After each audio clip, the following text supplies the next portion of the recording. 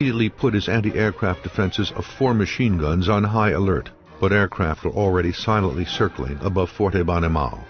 The crews of the anti-aircraft guns peered into the sky, but were unable to identify the aircraft. The Germans had only painted diminutive swastikas on the tails of the gliders. By the time the machine guns opened fire, the gliders were already landing. Then 2 of the machine guns jammed. At 04:25, the first German gliders skidded to a stop on the grassy roof of Fort Eben Emael. Simultaneously, gliders were landing at the bridges of Selvitzelt, Schroenhofen, and Kana. The world's first glider attack was underway. 10 minutes later, the great German offensive in the west began. The paratroopers of Group Granite leapt from the gliders and into action. Number 1 section rushed toward the Maastricht II casemate, its guns pointing at the approaching Germans. With practiced ease, the paratroopers placed a hollow charge weapon on top of the observation dome. The 10-second fuse was set, and the paratroopers sprinted for cover. The massive explosion instantly killed the 2 Belgian soldiers manning the position.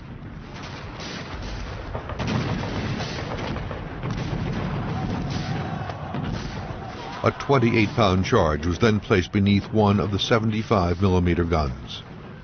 The explosion killed another 2 Belgian soldiers and wounded many of the gun crew. The gun itself was blown off its mounting.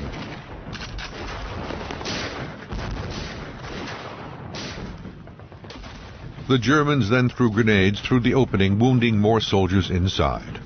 The rest of the gun crew retreated down to the intermediate level. Within minutes, the vital casemate Maastricht II, with its powerful guns pointing north towards the Albert Canal bridges, was in German hands. Maastricht I was attacked in a similar manner by number 3 section.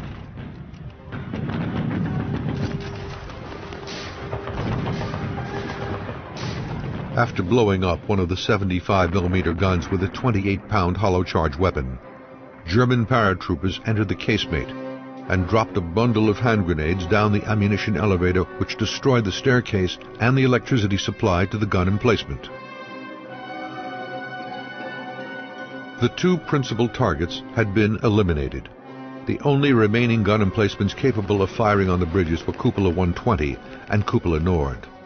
But Cupola 120 was the target for number 2 section, whose glider had been cast off too early and had landed in Germany. By chance, its ammunition elevators were defective, and there were problems with the guns, so they could not fire. At Cupola Nord, the gun crew had seen the gliders land, but they had none of the special canister rounds needed to engage troops on top of the fortress. Within moments, the infantry exit doors of Cupola Nord was attacked by the Germans with a hollow charge weapon. A violent explosion demolished the armored door, killing and wounding several Belgian soldiers.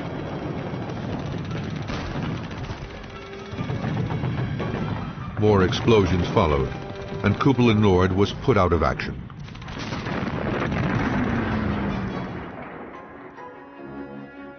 The anti-aircraft guns had been overrun and their crews captured. The only other heavy infantry weapons capable of firing on troops in the open on top of Fort Eben Emael were the multiple machine guns of Mi Nord and Mi Sud. The men tasked with capturing Mi Sud had landed in a barbed wire entanglement, but the paratroopers managed to attack the casemate with great ferocity using flamethrowers and hollow charge weapons.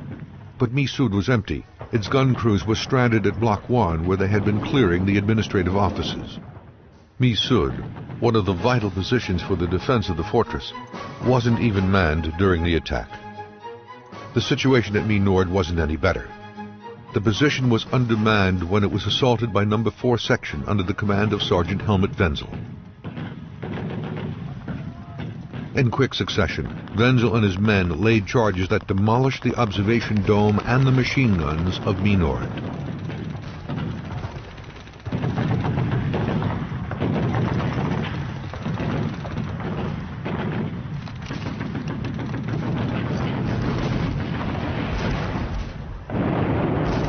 The Belgian defenders did not fire a single shot from their multiple machine gun. No rounds had been unpacked from the ammunition boxes. A simple oversight. Wenzel's men then detonated a hollow charge beside one of the embrasures, which blew a large hole in the casemate wall.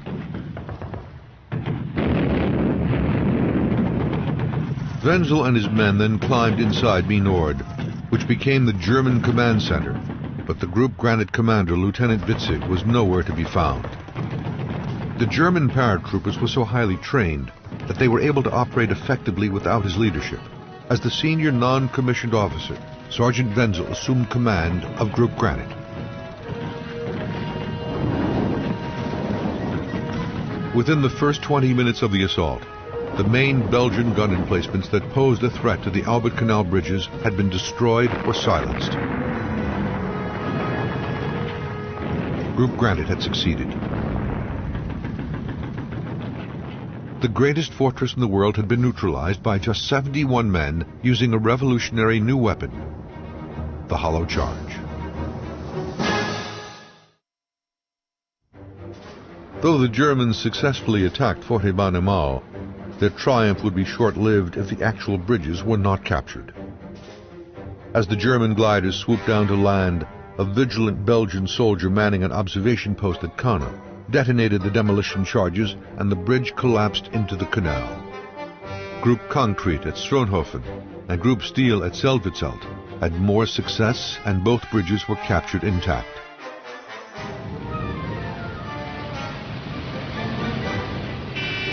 The two bridgeheads over the Albert Canal were soon reinforced by paratroopers who were dropped 40 minutes after the glider landings.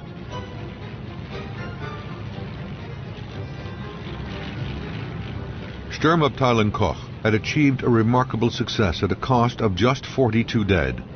Most were lost during the abortive attack at Kana. At 06:30, a DFS-230 landed on top of the fortress of Eben Emael. Lieutenant Witzig stepped out and resumed command of Group Granite. After his forced landing in Germany, he had commandeered another Ju-52 to tow his downed glider skywards and on to Eben Emael. He could not have arrived at a better moment, as Sergeant Wenzel had been wounded by a rifle bullet to the head. Cupola 120 was still turning, but the Germans did not know that its guns were out of action. Witzig ordered another attack. The paratroopers rushed the position and attached a 110-pound hollow charge weapon above the left-hand 120mm gun. At 06:45, the charge exploded but did not penetrate the thick armor. Seeing that the cupola no longer turned, the Germans abandoned the attack.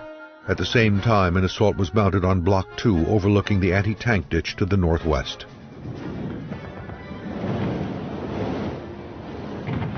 A later reconstruction filmed for propaganda purposes showed how the casemates were attacked and the power of the hollow charge weapons.